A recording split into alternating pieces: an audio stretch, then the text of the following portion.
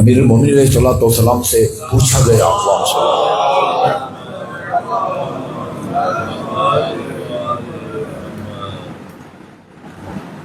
یا امیر المومنین، یہ لوگ موت سے کیوں ڈرتے ہیں؟ موت نے ہر حالت میں آنا ہے، ایک اٹل ناقابل انکار چیز ہے، کیوں لوگ موت سے ڈرتے ہیں؟ فرمایا اصل وجہ یہ کہ انہوں نے بیچاروں نے موت کی تیاری نہیں کی ہوتی ہے۔ یہ جملہ عرض کروں، میں جو کچھ عرض کر رہا ہوں نا وہ ایسے ہی وہ کسی مجلس میں یا کیسٹ میں یا ویڈیو میں سنی باتیں آپ کو نہیں سنا رہا ہوں، وہ مستند روایات سنا رہا ہوں جن کو علماء کرام نے اپنے نصابی کتابوں میں شامل کیا ہوا ہے۔ جن کو صدوق جیسا آدمی جو امام زمان کی دعا کے نتیجے میں پیدا ہوا، صدوق کا والد لاولد تھا، اولاد نہیں تھی، وہ امام زمان کے جو چار نائبان خاص تھے ان میں سے حسین بن روح بلخی یہ اس کے زمانے میں تھے، مرحوم صدوق اور اس کے والد۔ ظاہر ہے یہ جو چار نواب تھے نا، باقی لوگ تو ہر کسی کی امام زمان تک رسائی نہیں تھی، یہ ان کی ڈائریکٹ امام تک رسائی ہوتی تھی۔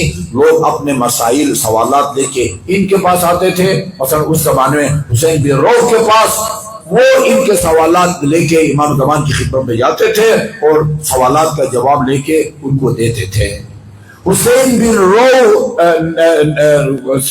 کے پاس یہ صدوق کے والد جو اس وقت تک لاولد تھے، ان کے پاس گئے اور کہا کہ الحمدللہ آپ خوش قسمت اور خوش نصیب ہیں، امام تک براہ راست آپ کی رسائی ہوتی ہے۔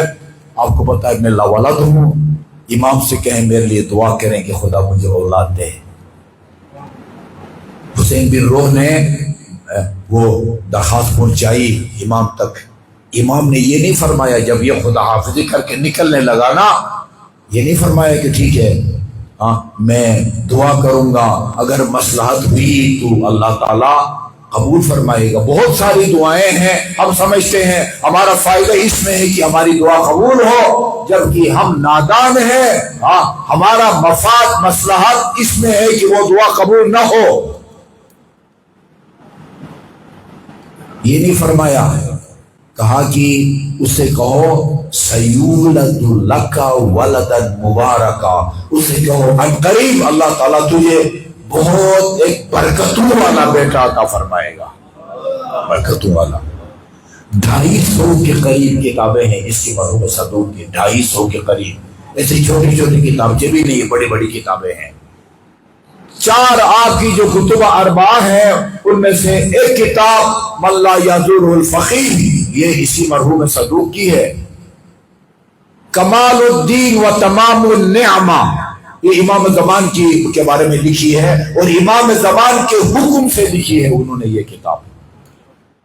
خود وہ مقدمے میں لکھتے ہیں، میں بیت اللہ کے حج کے لیے گیا ہوا تھا، وہاں میں نے دیکھا کہ امام علیہ السلام حجر اسود اور خانہ کعبہ کی دیوار کے درمیان، جس کو حتیم کہتے ہیں، وہ بات جدھر پرنالہ لگا ہوا نا اس جگہ کو عام مومنین حتیم کہتے ہیں، وہ حتیم نہیں ہے، وہ حجر اسماعیل ہے۔ حتیم یعنی خانہ کعبہ کا دروازہ اور حجر اسود کا درمیانی حصہ، ادھر امام کھڑے ہیں اور مجھ سے کہتے ہیں کہ تم میری غیبت کے بارے میں ایک کتاب لکھو۔ کہا فرزند پیغمبر میں نے لکھی ہوئی ہے کتابیں، میرے لیکچر بھی موجود ہیں کتاب۔ کہا نہیں، ایک اور کتاب لکھو، اور ایک خاص نقطے کی طرف متوجہ کیا، اپنی کتاب میں وہ امام وقت کے وہ غیبت کبریٰ اور لمبی غیبت کے بارے میں یہ نقطہ لکھو کہ ان انبیاء کا حوالہ دو جو اپنی امتوں سے غائب رہے لیکن ان کی رسالت پر کوئی حرف نہیں آیا۔ اور یہ مرحوم نے اس میں لکھا کمال الدین و تمام النعمہ، کمال الدین و تمام النعمہ۔ تو تسلی سے سنیں کہ جو باتیں میں عرض کر رہا ہوں، کسی بھی جگہ کسی بھی پلیٹ فارم پہ جا کے اس کو مکتب اہل بیت کے عقیدے کے طور پر یا مکتب اہل بیت کی تاریخ کے طور پر اس کو آپ بیان کر سکتے ہیں۔ ٹھیک ہے جی. اور کوشش بھی یہ ہونی چاہیے بانیان کو کہ ایسے افراد کو بلائیں جو حقیقی معنوں میں مکتب اہل بیت کی ترجمانی کریں، مکتب اہل بیت کو بدنام نہ کریں. درود بھیجے محمد و آل محمد پر. اللہم صلی علی محمد و آل محمد. موت سے لوگ کیوں ڈرتے ہیں؟ فرمایا اس لیے کہ انہوں نے موت کی تیاری نہیں کی ہوتی ہے. عرض کیا من استعداد للموت، حق وہی ہے جو علی فرماتے ہیں اس کے خلاف جہاں کہیں سے جو کوئی بات سنے نا اس کو اٹھا کے دیوار پر مار دیں.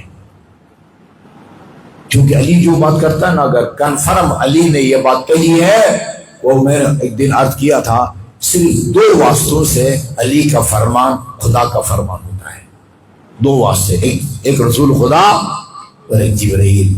جبرائیل رسول خدا کو بتاتا ہے، رسول خدا علی کو بتاتے ہیں. مولا موت کی تیاری کا کیا طریقہ ہے؟ موت کی تیاری کا کیا طریقہ ہے؟ 3 کام بتائے، لازمی کام. وہ 3 کام کرو تو تمہارے دل سے موت کا خوف جاتا رہے گا. مل استعداد للموت، موت کی تیاری کا کیا طریقہ ہے؟ کوئی خاص قسم کا اسلحہ لینا ہوتا ہے کہ موت کی تیاری کے لیے؟ فرمایا نہیں، صرف 3 کام کرنے ہوتے ہیں. یہ 3 دیکھو، کسی کام کا مشکل ہونا اور آسان ہونا یہ نسبی ہے. یعنی ایک کام ایک آدمی کے لیے آسان ہے، بلکہ اتنا آسان ہے کہ اس کے بغیر اس کو قرار نہیں ملتا، سکون نہیں ملتا. یہی کام دوسرے کے لیے پہاڑ ہے. نسبی کا مطلب یہ ہوتا ہے ایک کام کسی کے لیے آسان ہے. ایک بھائی یہ 20 کلو کا وزن اٹھانا، ایک طاقتور بندہ، یہ میرے برادر سامنے بیٹھے ہیں، ان کے لیے آسان ہے. اسی پتھر کا اٹھانا میرے لیے مشکل ہے. یعنی ایک کام کسی کے لیے آسان ہوتا ہے اور کسی کے لیے مشکل. یہ 3 کام کرنے ہوتے ہیں بھائی. نمبر 1 اداء الفرائض. موت کے خوف سے بچنے کے لیے سب سے پہلے واجبات کو بجا لانا ہوتا ہے. دین میں 2 جمع 2 4 کی طرح ہے. واجبات کو بجا لانا یہ ضروری ہے، واجبات کو بجا لانا. نمبر 2 واجتناب المحارم، حرام کاموں سے بچنا ہوتا ہے. 2 واجبات کو وہی بجا لائے گا جس کو پتہ ہو کہ واجبات کیا ہیں. پتہ ہی نہیں واجبات کیا ہیں. پتہ نہیں کتنے لوگوں کو پتہ ہے کہ اسلام میں کتنی نمازیں واجب ہیں. 6 نمازیں واجب ہیں اسلام میں. نماز پنجگانہ کے علاوہ 5 اور ہیں، ٹھیک ہے نا. واجبات کا پتہ ہونا چاہیے انسان کو. واجتناب المحارم، حرام کاموں سے بچنا ہوتا ہے. موت کے خوف سے بچنے کے لیے حرام کاموں سے وہی بچے گا جس کو پتہ ہو کہ فلاں فلاں فلاں فلاں کا حرام ہے، اس کو پتہ ہو کہ گناہ کبیرہ ہے اور یہ گناہ صغیرہ ہے. تیسرا عمل واکتساب المکارم، اخلاق حسنہ سے آراستہ ہونا، یعنی با اخلاق بننا. با اخلاق